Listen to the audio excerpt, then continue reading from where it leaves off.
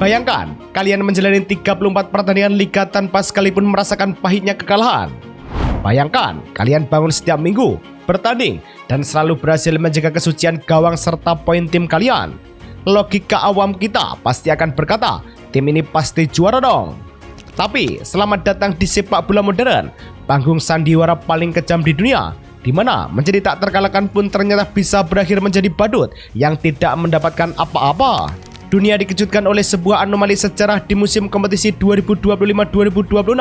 Dua pelatih elit Eropa, Simone Inzaghi di Arab Saudi bersama Al Hilal, dan Sin the Special One Jose Mourinho di Portugal bersama Benfica, mencatatkan rekor invisibles alias tak terkalahkan di liga domestik mereka. Tapi ironisnya, alih-alih mengangkat trofi liga, mereka justru harus menonton rival abadi mereka berpesta. Inzaghi harus sujud di hadapan Cristiano Ronaldo yang membawa Al Nassr juara. Sementara Mourinho lebih tragis lagi, finish di peringkat ketiga dan kehilangan tiket otomatis Liga Champions. Kok bisa? Mari kita bedah konspirasi takdir yang bikin geleng-geleng kepala ini. Mengapa rekor unbeaten yang biasanya disembah-sembah seperti Arsenal tahun 2004 dulu, sekarang malah terasa ampas? Jawabannya ada pada satu kata, konsistensi kemenangan, bukan konsistensi menghindari kekalahan. Sistem 3 poin dalam sepak bola modern itu laksana roda kehidupan. Lebih baik kalian kalah sekali tapi menang 5 kali, daripada kalian tidak pernah kalah tapi isinya imbang terus-terusan. Mari kita lihat data realnya. Kasus pertama, Simone Inzaghi di Timur Tengah. Simone Inzaghi membawa Al Hilal bermain 34 kali, hasilnya 25 kali menang, 9 imbang, dan 0 kekalahan. Total poin mereka adalah 84, angka yang fantastis. Jelas, tapi di sudut lain, Al Nassr yang dipimpin Cristiano Ronaldo tidak peduli dengan status unbeaten. Al Nassr mungkin sempat kalah, tapi mereka mengumpulkan total 86 poin. Al Hilal terlalu sering berbagi sedekah 1 poin dengan tim-tim papan bawah. Akibat 9 kali imbang itu, mereka harus merelakan trofi jatuh ke tangan rival abadi. Kasus kedua, tragedi klasik Jose Mourinho di Benfica. Nasib Jose Mourinho di SL Benfica jauh lebih mengiris hati. Mengambil alih kursi kepelatihan sejak September 2025 menggantikan Bruno Lage, Mourinho berhasil menyulap Benfica menjadi benteng pertahanan yang super kokoh khas taktik pragmatisnya.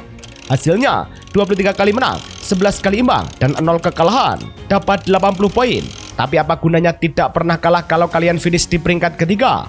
FC Porto keluar sebagai juara dengan 88 poin dan Sporting CP di posisi kedua dengan 82 poin. Gara-gara 11 kali imbang, Benfica bukan cuma gagal juara, tapi juga gagal dapat tiket gratis ke Liga Champions musim depan. Kurang nyesek apa coba? Kalau kita bedah secara taktik, apa yang sebenarnya terjadi dengan Inzaghi dan Mourinho musim ini? Mereka berdua sebenarnya berhasil membangun sistem yang luar biasa tangguh, namun terjebak dalam ego taktis mereka sendiri. Ibarat pepatah Indonesia, mereka seperti membeli gembok paling mahal untuk mengamankan rumah, tapi lupa membeli kunci untuk membuka pintu keberhasilan.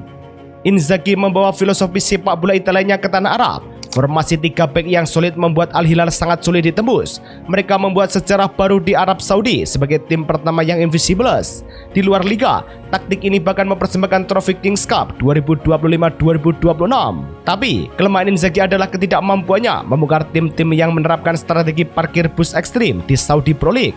Saat Al Hilal buntu, Inzaghi seringkali terlambat melakukan perubahan, sehingga pertandingan yang harusnya bisa dimenangkan dengan skor 1-0 berakhir hambar 0-0.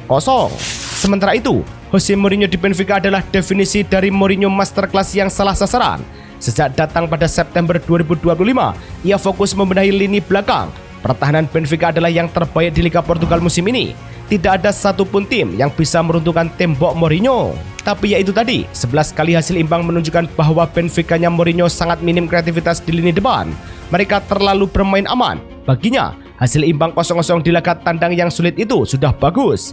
Padahal kompetisi modern menuntut kalian untuk terus meraih 3 poin jika ingin menjadi raja. Kegagalan yang dibungkus dengan rekor tanpa kekalahan ini ternyata memicu efek domino yang luar biasa panas di bursa transfer pelatih Eropa. Layaknya takdir yang sudah digariskan, kedua pelatih ini tampaknya sudah sama-sama muak dengan nasib tragis mereka dan siap melakukan eksodus besar-besaran. Simone Inzaghi, meskipun masih terikat kontrak bersama Al Hilal hingga Juni 2027, dikabarkan sudah tidak betah. Laporan internal Permai 2026 menyebutkan bahwa Inzaghi bersiap meninggalkan Arab Saudi setelah hanya 1 musim menangani klub.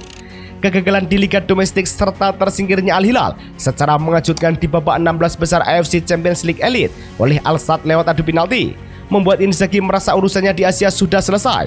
Ia ingin kembali ke pelukan panggung utama sepak bola Eropa untuk membuktikan bahwa taktiknya belum usang. Tapi, meskipun Inzaghi nanti hengkang, setidaknya dia tidak meninggalkan warisan yang benar-benar hancur. Berkat finish di peringkat kedua, Al Hilal dipastikan tetap bermain di kompetisi antar klub kasta tertinggi Asia, yaitu AFC Champions League Elite. Jadi, penerus Inzaghi nanti tidak perlu merangkak dari bawah karena tiket kompetisi para raja sudah aman di tangan. Nah, nasib Al Hilal ini berbanding terbalik 180 derajat dengan klub yang ditinggalkan Mourinho. Akibat taktik amankan 1 poin yang kebablasan tadi, Benfica dipastikan gagal lolos ke UEFA Champions League dan harus rela bermain di kasta kedua, yaitu UEFA Europa League musim 2026-2027. Sakitnya double gas, udah tak terkalahkan tapi gagal juara. Musim depan terbuang dari kompetisi para raja Eropa dan cuma main di malam Jumat. Di saat Benfica meratapi nasib harus turun kasta ke Europa League, sang nahkoda Jose Mourinho justru dapat durian runtuh. Jurnalis paling valid di dunia, Fabrizio Romano sudah bersabda, "Here we go." Mourinho resmi kembali ke Real Madrid. Ini bukan sekedar rumor, guys. Segala kesepakatan verbal sudah tercapai. Mari kita bedah detail kontrak kembalinya sang The Special One ke Santiago Bernabeu. Kontrak awal berdurasi 2 tahun hingga Juni 2028 dengan opsi perpanjangan otomatis sampai 2029. Klausul pelepasan, Real Madrid tidak gratis ya. Mereka akan membayar kompensasi sekitar 7 juta euro ke Benfica karena mengaktifkan klausul khusus di 10 hari pertama setelah musim berakhir. Gerbong kepelatihan, Mourinho tidak sendirian. Dia membawa 3-4 staf kepercayaannya langsung dari Benfica untuk merombak total jajaran kepelatihan Los Blancos. Tapi tunggu dulu, ini adalah Real Madrid, klub dengan tekanan terbesar di planet bumi. Florentino Perez sengaja memulangkan Mourinho dengan satu misi suci, mengatasi krisis kedisiplinan dan ego di ruang ganti yang membuat Real Madrid mengalami puasa gelar juara besar selama 2 musim beruntun. Perez butuh sosok polisi militer yang galak untuk menjinakkan ego mega bintang seperti Kylian Mbappe dan Vinicius Junior. Pada akhirnya, kisah Simone Inzaghi dan Jose Mourinho di musim 2025-2026 ini mengajarkan kita satu nilai moral yang sangat mendalam tentang kehidupan. Dalam kitab suci atau ajaran moral manapun, kita selalu diingatkan bahwa manusia bisa merencanakan, manusia bisa berusaha sekuat tenaga tanpa melakukan kesalahan sedikit pun, menjadi tak terkalahkan. Namun, jika takdir dan hasil akhir tidak berpihak, kita tetap harus berlapang dada menerima kenyataan. Nah, menurut sudut pandang kalian sendiri bagaimana? Tulis opini kalian di kolom komentar. Jangan lupa like, share, dan subscribe channel ini agar kalian tidak ketinggalan cerita sepak bola menarik lainnya. Saya pamit, sampai jumpa di video berikutnya.